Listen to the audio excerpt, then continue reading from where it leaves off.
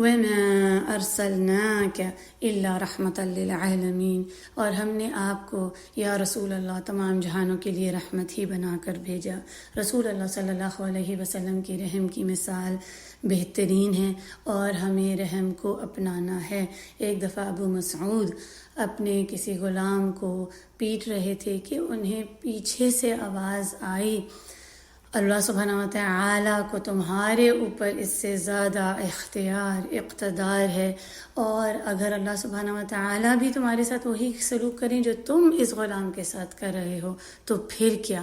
ابو مسعود نے پیچھے مڑ کر دیکھا تو رسول اللہ صلی اللہ علیہ وسلم کھڑے تھے، اور وہ فرمانے لگے، یا رسول اللہ میں نے اس غلام کو آزاد کر دیا۔ رسول اللہ صلی اللہ علیہ وسلم نے فرمایا، اور اگر تم ایسا نہ کرتے تو تمہیں آگ چھو لیتی۔